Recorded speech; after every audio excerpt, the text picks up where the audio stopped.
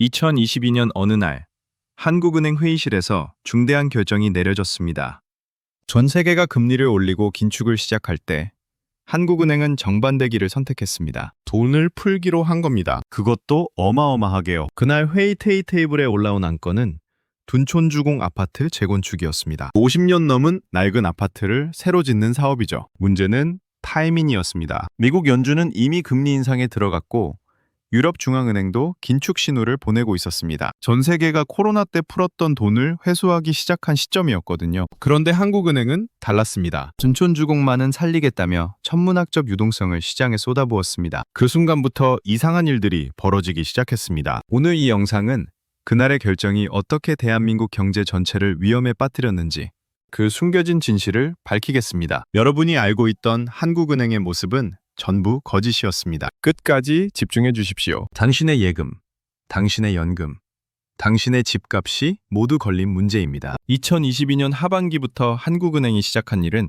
표면적으로는 단순해 보였습니다. 시중은행들에게 돈을 빌려주는 거죠. RP매입이라는 방식으로요. RP는 환매 조건 부채권의 약자입니다. 쉽게 말하면 일주일이나 2주일 뒤에 다시 갚는 조건으로 돈을 빌려주는 겁니다. 여기까지는 정상입니다. 중앙은행이 원래 하는 일이거든요. 시장의 유동성이 부족하면 단기로 돈을 빌려줘서 금융시장이 원활하게 돌아가도록 돕는 거죠. 그런데 한국은행은 여기서 묘한 짓을 시작했습니다. 은행들이 일주일 뒤 돈을 갚으러 오면 어떻게 했을까요? 다시 빌려줬습니다. 그것도 더 많은 금액으로요. 일주일이 지나면 또 빌려주고 또 일주일이 지나면 또 빌려주고 이게 3년째 반복되고 있습니다. 2025년 12월 현재 한국은행의 RP매입 잔액이 얼마인지 아십니까? 무려 65조 원으로 추정됩니다. 작년 1분기만 해도 5천억 원이었습니다. 그런데 이창용 총재가 2024년 4월 30일에 뭐라고 말했죠? 우리도 양적 완화를 도입할 수 있다고 했습니다. 그 말이 떨어지자마자 RP매입이 폭발적으로 늘어났습니다. 2분기 2조 원, 3분기 4조 5천억 원, 4분기 6조 5천억 원. 사실상 양적 완화를 하고 있는 겁니다. 다만 양적 완화라는 이름을 쓰지 않을 뿐이죠. 왜 이름을 안 쓸까요? 한국은 국제통화국이 아니기 때문입니다. 미국 달러나 유로처럼 전 세계가 쓰는 돈이 아니라는 거죠. 원화는 한국에서만 쓰입니다. 그런 나라가 돈을 마구 찍으면 어떻게 될까요? 터키나 아르헨티나처럼 통화 가치가 폭락합니다. 그래서 한국은행은 이름을 바꿨습니다. 양적 완화 대신 RP매입. 돈을 찍는다는 대신 일시적으로 빌려준다. 하지만 실제로는 영구적으로 빌려주니까 결과는 똑같습니다. 돈을 찍는 거나 마찬가지죠. 2024년 12월 8일 한국은행은 한 발 더 나갔습니다. 국고채 단순 매입이라는 걸 발표했습니다. 1조 5천억 원 규모죠. 이건 뭐냐? 아예 갚을 필요도 없이 국채를 사주겠다는 겁니다. 영구적으로 돈을 푸는 거죠. 이날 발표가 나자마자 무슨 일이 벌어졌을까요? 금리가 올랐습니다. 한국은행이 돈을 더 풀겠다고 했는데 금리가 오른 겁니다. 이건 정말 이상한 일입니다. 경제학 교과서를 보십시오. 중앙은행이 돈을 풀면 금리는 내려가야 맞습니다. 돈이 많아지니까 돈값인 금리가 떨어지는 게 정상이거든요. 그런데 정반대 일이 일어났습니다. 금리가 올라간 거죠. 한국의 10년물 국채 금리를 한번 보겠습니다. 2024년 4월에 2.58%였습니다. 그런데 12월에는 3.4%를 돌파했습니다. 8개월 만에 0.8%포인트나 올랐습니다. 한국은행이 엄청난 돈을 풀었는데도 금리가 오른다? 이건 뭔가 심각한 문제가 있다는 신호입니다. 시장이 한국은행을 믿지 않는다는 뜻이거든요. 왜 이런 일이 벌어졌을까요? 첫 번째 진실을 말씀드리겠습니다. 한국은행이 푼 돈이 어디로 갔는지 아십니까? PF 대출로 갔습니다. PF 대출이 뭐냐고요? 프로젝트 파이낸싱의 줄임말입니다. 부동산 개발 사업에 돈을 빌려주는 거죠. 건설회사가 아파트를 짓겠다고 하면 은행들이 미래 분양 수익을 믿고 돈을 빌려주는 겁니다. 문제는 규모입니다. 현재 대한민국의 PF 대출 총액이 얼마인지 아십니까? 210조 원입니다. 2024년 9월 말 기준이죠. 1년 전보다 줄긴 했습니다. 하지만 여전히 200조가 넘습니다. 더 무서운 건 이겁니다. 이 중에서 부실 우려가 있는 대출이 얼마냐? 23조 3천억 원입니다. 전체의 11%죠. 10개 중 1개는 문제가 있다는 겁니다. 그런데 여기서 끝이 아닙니다. 이건 표면적으로 드러난 부실만 센 거거든요. 실제로는 훨씬 더 많을 겁니다. 왜냐? 한국은행이 계속 돈을 뿌려서 억지로 살려놓고 있기 때문입니다. 2022년으로 돌아가 보겠습니다. 그때가 구조조정의 골든타임이었습니다. 미국과 유럽이 긴축을 시작했고 부동산 경기가 꺾이기 시작했죠. 그때 부실 PF를 정리했어야 했습니다. 부실이 초기 단계였거든요. 시행사들이 땅을 팔면 어느 정도 원금을 회수할 수 있었습니다. 우량 건설사들이 그 땅을 사서 제대로 개발했다면 지금쯤 다 완공됐을 겁니다. 그런데 한국은행이 뭘 했습니까? 돈을 풀었습니다. 엄청나게요.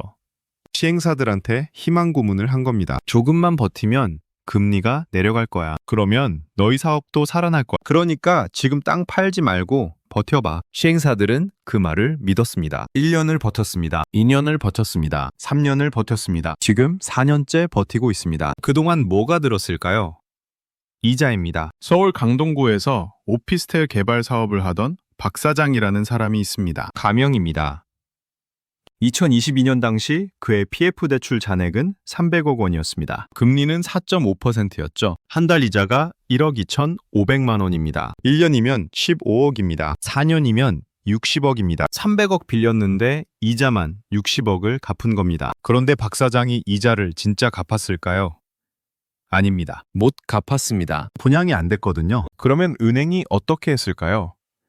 이자를 원금에 더해줬습니다. 300억이 360억이 된 거죠. 이게 2025년 현재 대한민국 곳곳에서 벌어지고 있는 일입니다. 좀비 PF라고 부릅니다. 죽어야 할 사업을 억지로 살려놓은 거죠. 한국은행이 계속 돈을 풀어주니까 은행들도 참고 있습니다. 한국은행이 나중에 다 받아줄 거라고 믿거든요. 이게 도덕적 해이입니다. 두 번째 진실입니다. 한국은행이 푼 돈의 실제 규모는 65조 원이 아닙니다. 훨씬 더 큽니다. 통화 승수라는 게 있거든요. 한국은행이 처음 돈을 찍어서 시중은행에 주면 그 돈이 은행에서 은행으로 돌아다니면서 계속 불어납니다. 이걸 신용 창출이라고 하죠. 고등학교 경제 시간에 배웠을 겁니다. 우리나라 통화 승수는 약 14입니다. 한국은행이 1조 원을 풀면 시중에는 14조 원이 도는 겁니다. 그러면 65조 원에 14를 곱하면 910조 원입니다. 여기에 국고채 단순 매입 1조 5천억 원을 더하면 어떻게 될까요? 80조 원의 통화 승수를 곱하면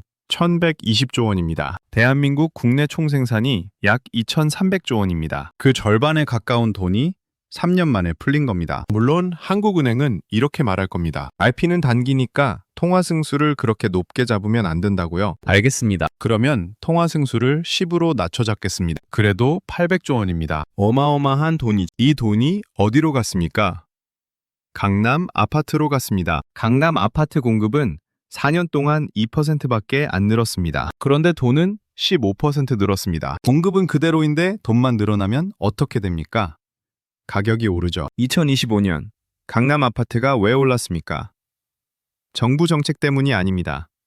한국은행이 돈을 풀었기 때문입니다. 정부가 뭘 해도 막을 수 없었던 이유죠. 세 번째 진실입니다. 그렇다면 왜 금리가 올랐을까요? 한국은행이 이렇게 엄청난 돈을 풀었는데 금리가 오른 이유는 뭘까요? 외국인 투자자들이 눈치챘기 때문입니다. 야, 한국은행 뭔가 이상한데? 왜 저렇게 미친 듯이 돈을 풀어? 뭔가 숨기는 게 있는 거 아니야? 외국인들이 한국 국채를 팔기 시작했습니다. 국채를 파니까 국채 가격이 떨어지죠. 국채 가격이 떨어지면 금리는 오릅니다. 이게 기본 원리입니다. 게다가 외국인들은 이렇게 생각합니다. 한국은행이 저렇게 돈을 풀면 인플레이션이 올 거야. 물가가 오를 거야. 그러면 나중에 받을 돈의 가치가 떨어지겠네. 그러니까 지금 더 높은 금리를 요구해야겠어. 이게 2024년 하반기부터 한국 국채 시장에서 벌어진 일입니다. 한국은행이 돈을 풀수록 시장은 더 불안해했습니다. 불안할수록 금리는 더 올랐죠. 이창용 총재는 이걸 막으려고 국고채 단순 매입까지 꺼내들었습니다. 아예 장기 국채까지 사주겠다는 거죠. 10년짜리 국채를 한국은행이 직접 사서 금리를 억지로 눌러보겠다는 겁니다. 그런데 효과가 있었습니까? 없었습니다. 발표 당일 금리가 더 올랐습니다. 시장이 완전히 한국은행을 불신하고 있다는 증거죠. 네 번째 진실입니다. 210조 원 PF의 실체를 말씀드리겠습니다. 이 중에서 정말 위험한 건 브릿지론이라는 겁니다. 브릿지론은 뭐냐? 본격적인 PF 대출 받기 전에 땅을 사기 위해 받는 단기 대출입니다. 금리가 엄청 높습니다. 보통 연 7%에서 10%입니다. 만기도 짧습니다. 6개월에서 1년이죠. 원래는 빨리 본 PF로 갈아타야 합니다. 그런데 지금은 그게 안 됩니다. 은행들이 돈을 안 빌려주거든요. 그러면 어떻게 됩니까? 브릿지론을 계속 연장해야 합니다. 그 무시무시한 고금리를 계속 내면서요. 브릿지론 총액이 얼마인지 아십니까? 약 16조 원입니다. 이 중 80%가 제2금융권에 몰려 있습니다. 저축은행, 증권사, 여전사죠. 은행은 이미 손 뗐습니다. 위험하다는 걸 알기 때문이에요. 제2금융권이 부실 브릿지론에 묶인 돈이 약 12조 원입니다. 이게 터지면 어떻게 될까요? 제2금융권 연쇄부도가 일어날 수 있습니다. 2020년 저축은행 사태를 기억하십니까? 그때 재현될 수 있다는 겁니다. 한국은행이 그걸 막으려고 돈을 풀고 있는 겁니다. 그런데 문제는 이겁니다. 얼마나 더 풀어야 합니까? 언제까지 풀어야 합니까? 악순환 구조를 말씀드리겠습니다. 한국은행이 돈을 풀면 시행사들은 더 버팁니다. 더 버티면 이자가 더 쌓입니다. 이자가 쌓이면 부실이 더 커집니다. 부실이 커지면 한국은행은 돈을 더 풀어야 합니다. 이게 2022년부터 3년째 반복되고 있습니다. 도대체 언제까지 반복될까요? 답은 없습니다. 이게 바로 한국은행이 벌이고 있는 위험한 도박입니다. 2022년에 구조조정을 했다면 비용이 10조 원 정도였을 겁니다. 지금은 20조 원이 넘습니다. 내년에는 30조가 될 수도 있습니다. 시간이 갈수록 비용은 눈덩이처럼 불어납니다. 한국은행은 왜 이런 선택을 했을까요? 2022년 당시 정치적 압력이 있었습니다. 둔촌주공 재건축을 살려야 한다는 거죠. 둔촌주공은 서울 강동구의 대형 재건축 단지입니다. 3만 명이 넘는 사람들이 관련돼 있죠. 만약 둔촌주공이 무너지면 재건축 시장 전체가 흔들립니다. 그러면 서울 부동산 시장이 무너지고 결국 전국으로 번집니다. 그걸 막으려고 한국은행이 돈을 풀기 시작한 겁니다. 그런데 문제는 이겁니다. 둔촌주공만 살리면 될 줄 알았는데 그게 아니었습니다. 전국의 둔촌주공 같은 사업장이 수백 개였던 겁니다. 한 군데를 살리려고 돈을 풀었더니 다른 곳들도 다 살려달라고 줄을 섰습니다. 한국은행은 이제 호랑이 등에 탄 겁니다. 내리고 싶어도 내릴 수 없습니다. 내리는 순간 호랑이한테 잡아먹히거든요. 그래서 계속 달릴 수밖에 없습니다. 언제까지? 호랑이가 지쳐 쓰러질 때까지요. 그렇다면 앞으로 어떻게 될까요? 2026년 초에 약간의 희망이 있습니다. 국민연금이 등판할 수 있거든요. 국민연금의 국내 채권 투자 비율은 23.6%입니다. 2025년 연말까지 이 비율을 맞춰야 합니다. 그래서 올해는 더 이상 국채를 못 삽니다. 잔고를 깨끗하게 유지해야 하거든요. 하지만 2026년이 되면 다시 여유가 생깁니다. 국민연금이 국채를 사주면 금리가 내려갈 수 있습니다. 그러면 시장이 좀 안정될 수도 있죠. 그런데 이게 과연 해결책일까요? 아닙니다. 리봉책일 뿐입니다. 왜냐? 국민연금의 보험료 수입은 2026년에 67조 원으로 예상됩니다. 크긴 합니다. 하지만 한국은행이 이미 80조 원을 풀었습니다. 국민연금 수입보다 많은 돈을 풀어버린 거죠. 게다가 국민연금이 받은 67조 원을 전부 국채에 투자할 수는 없습니다. 최소 절반은 해외에 투자해야 합니다. 환 위험 분산 때문이죠. 그러면 국내 채권에 투자할 수 있는 돈은 30조 원 정도입니다. 30조 원으로 얼마나 버틸 수 있을까요? 몇 달? 길어야 반년? 그 다음에는요, 다시 금리가 오르기 시작할 겁니다. 결국 근본 해결책은 하나밖에 없습니다. 구조 조정입니다. 부실 PF를 정리하는 거죠. 살릴 수 있는 건 살리고, 살릴 수 없는 건 정리해야 합니다. 시행사가 망하면 어떻게 됩니까? 은행들이 손해를 봅니다. 손해를 보면 대손 충당금을 쌓아야 하고, 그러면 은행 실적이 나빠집니다. 주가가 떨어지죠. 정부는 그게 싫은 겁니다. 은행들 실적이 나빠지는 게 보기 싫은 거죠. 그래서 한국은행한테 계속 돈을 풀라고 압력을 넣습니다. 문제를 미루는 거죠. 하지만 문제는 미룬다고 사라지지 않습니다. 오히려 더 커질 뿐입니다. 2022년에 10조였던 문제가 지금은 20조가 됐습니다. 내년에는 30조가 될 겁니다. 환율을 보십시오. 원달러 환율이 1,470원을 넘나들고 있습니다. 한국은행이 돈을 마구 풀어서 원화 가치가 떨어지는 겁니다. 지금은 외환 보유고로 방어하고 있습니다. 하지만 외환 보유고도 무한정은 아닙니다. 만약 환율 방어선이 무너지면 어떻게 될까요? 그때부터가 진짜 위기입니다. 1997년 IMF 외환 위기 때를 기억하십니까? 환율이 1,000원에서 2,000원으로 폭등했습니다. 그때와 비슷한 일이 일어날 수 있습니다. 지금 한국은행이 하고 있는 일은 시한폭탄의 타이머를 늦추는 겁니다. 폭탄을 해체하는 게 아니라 터지는 시간을 늦추는 거죠. 하지만 폭탄은 여전히 째깍째깍 소리를 내고 있습니다. 정리하겠습니다. 2022년 한국은행이 선택한 길은 잘못된 길이었습니다. 전 세계가 긴축할 때 혼자 돈을 풀었습니다. 둔촌주공 하나를 살리려다가 전국의 좀비 PF를 다 살려야 하는 처지가 됐습니다. 3년이 지난 지금 문제는 눈덩이처럼 불어났습니다. 210조 원의 PF 중 11%가 부실입니다. 23조 원이죠. 실제로는 더 많을 겁니다. 한국은행이 돈으로 덮어놓고 있을 뿐입니다. 금리는 계속 오르고 있습니다. 한국은행이 돈을 풀수록 시장은 더 불안해합니다. 외국인들은 한국 국채를 팔고 있습니다. 이게 지금 대한민국의 현실입니다. 해결책은 하나입니다. 지금 당장 구조조정을 시작하는 겁니다. 아프더라도 지금 해야 합니다. 1년 더 미루면 비용이 10조 원 더 늘어납니다. 10년 미루면 100조 원이 될 수도 있습니다. 1997년 IMF 위기 때를 보십시오. 구조조정을 미루다가 결국 나라가 부도날 뻔했습니다. 그때는 IMF가 구제금융을 줬습니다. 하지만 다음번에도 줄까요?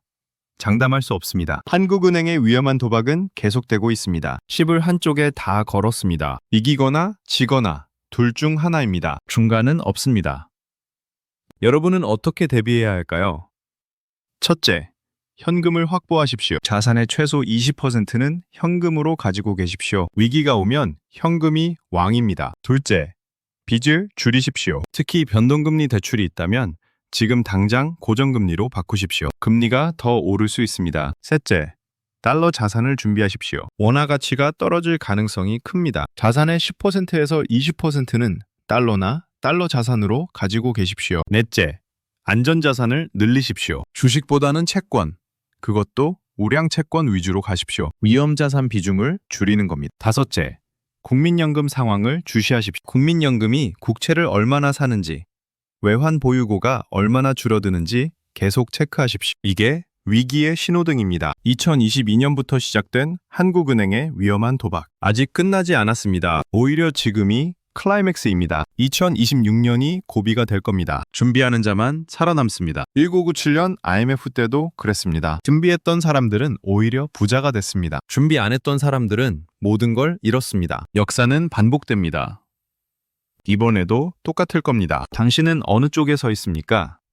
준비하는 쪽입니까? 아니면 당하는 쪽입니까? 선택은 여러분의 몫입니다. 하지만 시간은 별로 없습니다. 한국은행의 도박이 언제 끝날지 아무도 모릅니다. 끝나는 순간이 위기의 시작일 겁니다. 지금 이 순간부터 준비하십시오. 당신의 자산을, 당신의 가족을, 당신의 미래를 지키십시오. 그게 제가 드릴 수 있는 마지막 조언입니다.